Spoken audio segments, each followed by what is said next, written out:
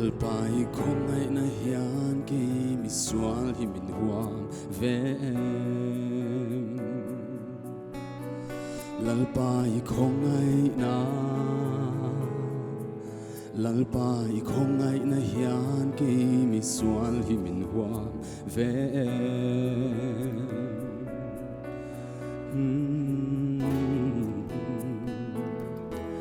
ka ang silalpa ka le shin nun hiaral hunni min lo kayang ka tharau riang vai hian thina zordan lui adai huni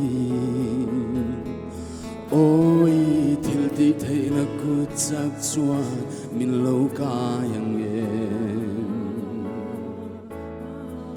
keima mai chuan ka dai ngam do silo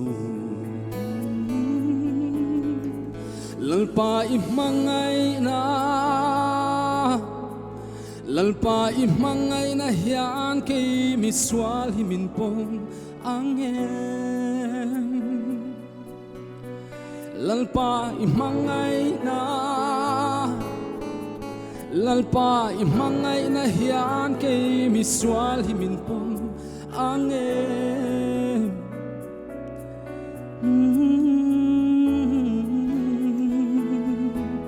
ka ang silalpa ka le sing hiaral huni min lo kayang ka tharau riang vai hian thina zordan lui adai huni oi thil ti theina kut sak chuan min lo kayang keima mai chuan ka dai ngam do silo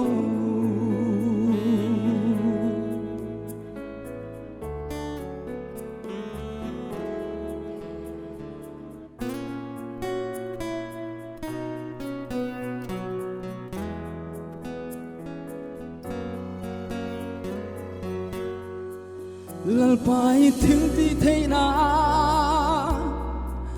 lalpai thil ti theina hian ke mi swal hi min sia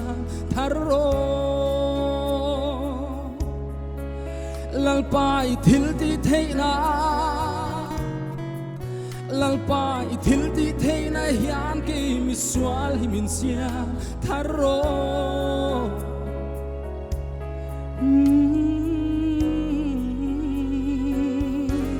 ka au chilalpa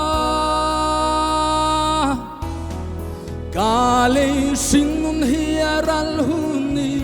min lo kayang ka tharau riang vai hian thina zordan lui adai huni oi thil ti theina kut sak chuan min lo kayang keima mai chuan ka dai ngam do silo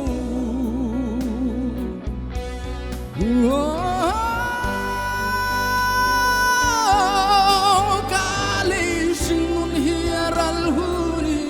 min lo kayang ka tharau riang vai hian thina zordan lui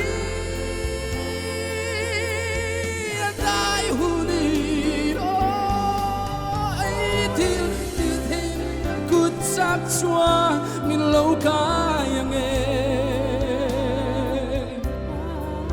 keima mai chuan ka dai ngam do silo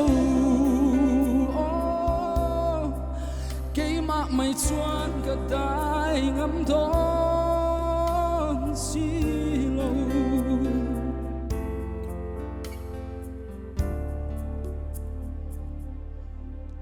paru pirose